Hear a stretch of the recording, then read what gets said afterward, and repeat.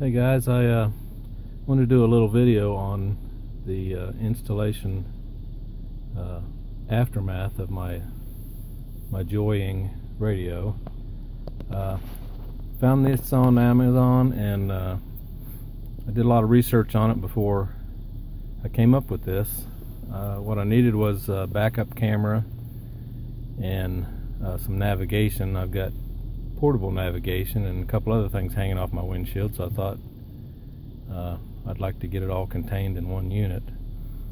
This thing turned out to be pretty nice. I really like it. Got a lot of goodies with it.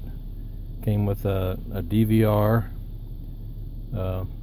basically a dash cam if you want it for that. I already had a dash cam, so I have mine facing rearward to be able to connect with what's going on inside the cab of my truck. Kind of entertained the thought of driving for Uber or something like that, so I wanted to be able to record, in case something happens, what's going on inside the cab. Anyway, this 2008 Toyota Tacoma. I used the Sygic installation kit, and I'll get to that in a minute. The radio is really nice. Actually receives just as well, if not better, than my factory unit. Of course, it looks a lot better, but the radio itself plays real well. Looks real nice. It'll play while navigation's going on and cut out when navigation gives you directions.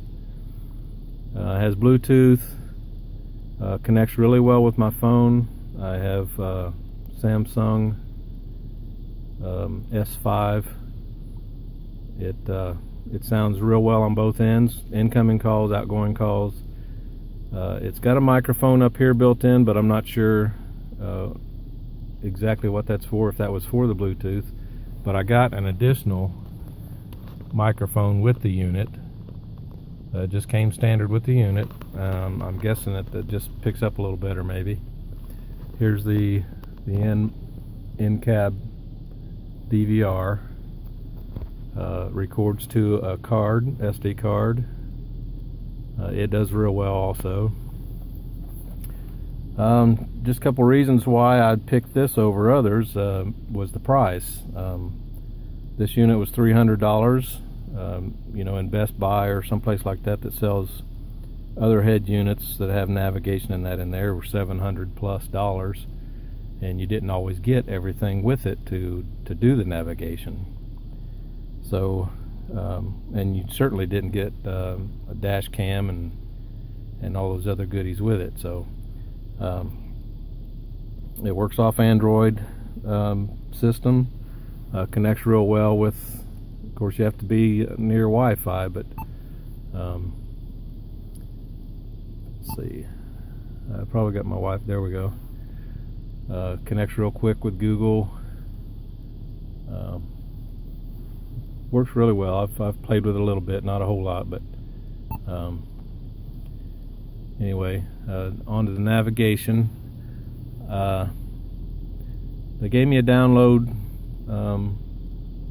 website for Sygic, and there's a lot of things about Sygic that I like, and there's a lot that I don't like. One is the amount of information they show on the screen.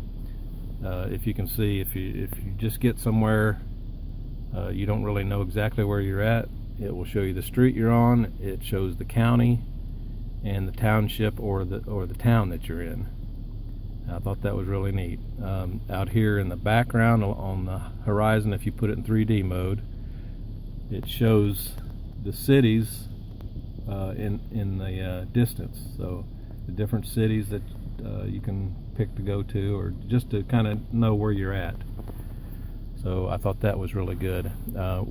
What I don't like about it is it's not completely user friendly. You have to go through a few different motions just to get it to start the navigation. It's not so bad typing something in. it goes through city and then number and all that. But my problem was it doesn't always have the numbers that you need for some reason. I went downtown today and needed to go to a certain area that's been there for years, probably over 100 years or so, and it was a 4-digit address, and this only went up to 3 digits. Now I'm not sure if that's because this is the free version. I don't know how that would help them to get their product to be looked at real well. But another problem I had with it is coming through the town that I usually drive through to come home. Over here, you will normally, once you're driving around, you'll get right here will be a sign showing the local speed limit on the street that you're on. Now going through that town, it kept saying the speed limit was 25, 20, and it would bounce around a little bit, which the speed limit's always been 35 there since I was a kid. Another thing is there's a state route that's been there also forever that I have to drive about 5 miles on. It's been 55 mile per hour there since I can remember, but about every half a mile the speed limit would change on the screen. It would say this is a 35 mile an hour zone, then it would bounce back up to 45 or 55, and it just kept doing that. It was kind of irritating, but that whole street from the town to where I live is 55 miles an hour. So, and there was an incident when I was on the expressway. I'm not sure if it was picking up a cross street overpass or whatever, but I was in a 65 mile an hour zone, and it gives you a notification when you're going over the speed limit. It dings, and then it lowers the volume of the radio if you're playing the radio. It went down to 35 miles per hour. Now I'm on the expressway, and it shouldn't be doing that, but anyway, back onto the radio and its features. Has backup camera, which works really well. Wasn't that bad to install. It's real clear. Basically, you wire it in, just follow the instructions, wire it in with there's a video cable that comes from your tail light to the camera in the back, connects to the camera, and then there's power to the camera, and then there's a trip wire. This is the trip wire that you would connect to your backup light. This sends a signal. It looks just like this on the other end where it plugs into the radio. So that trips it and tells it, you're going into reverse mode. Now this one I have hooked up. I'll explain. I have a pontoon boat that's really large, and I can't see behind it. All I can see is my boat when I'm towing it. This has audio-visual inputs in the back. I'll show you this. It has a bunch of inputs in the back, so if you want to hook up, say, a video screen so somebody in the back can watch videos or whatever, if you want to hook up a DVD player to it. This doesn't have a DVD slot in this particular radio, but if you wanted to do that, you could add a DVD player to it, and then it's got video and sound out to connect to your screens. I don't have any use for that, so you can see the video input right there. What I did instead, I have these wireless transmitters. They're real cheap on Amazon. They're about 10 or 15 bucks. I don't remember, but you can wirelessly hook a rear view camera up or a reverse camera. So in my case, what I'm going to do is I have a spare camera here that I will put on the back of my boat, so while I'm towing it, I can see behind me. Also changing lanes, I can see behind me to see if there's any cars behind me or whatnot. I could also back the boat up without getting, you know, out every few minutes. But and I'll show you how I have that hooked up. So what I did was I connected it to the audio video input on the back of the radio. So I go to audio video, and as you can see, this goes to the other camera. Of course, the lens is a little dirty, but as I said, I'm going to mount that on the back of my boat so I can see where I'm going with it. Now, the other problem that I ran into was when you go into reverse, it goes to reverse camera and kicks that one out. So what I did in that case, over here I connected a disconnect switch for my reverse signal. It's just a simple toggle switch, so we'll turn it off.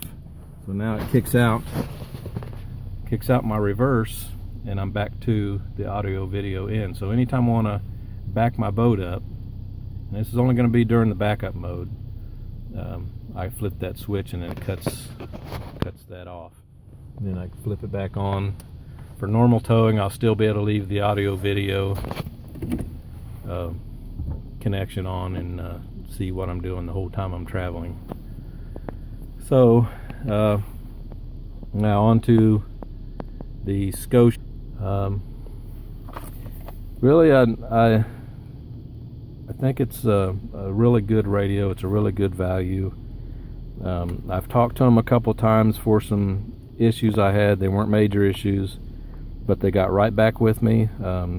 Really courteous and did a good job explaining you know, the questions that I had.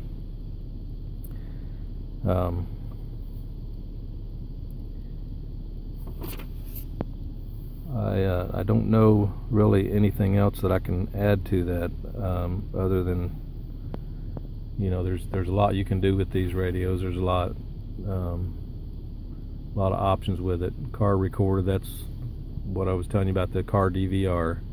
You just hit that and it starts recording. But you know, you can download any kind of app right off the Play Store, just like you would you know, anything else. But again, I really like it. The only other thing, there was only one other thing that I really didn't care for was you've got two micro SD slots in here. One of them is for the map card, and the other one is just for any kind of additional memory or music you want to put on there. The map card slot, you really have to be careful when you put that card back in there. You've really got to make sure it's straight, because I thought I had it in. I pushed it in and it didn't click or spring load in or anything like normal. I found out that I had put it in at an angle, and it went off to the side and missed the actual slot inside. So that you really got to be careful about. I was able to get it back out fairly easy with some tweezers, but just be aware of that. I haven't really used this other slot yet, so I'm not sure. It looks like it's in line pretty well, but anyway, that concludes my review. I really would recommend this unit to anybody. Again, also the trim pieces that come with both of these, you'll get a trim piece with the Scotia outfit, and you get a trim piece with the radio. One doesn't fit the other. That's the only problem. The one that came with the radio is a little too large to fit in this hole. The one that came with the faceplate doesn't fit the radio, so I think I can remedy that easily. I'm going to use the one that comes with the radio itself, because it's a little bit thinner and looks a little better, I think. But all I have to do is, I think, just take it to a saw or something and just trim the edges off a little bit, and it'll snap right in there and nobody will ever see it, and it'll kind of fill up this gap I have around it, although it's not that bad looking the way it is. But anyway, that concludes my review.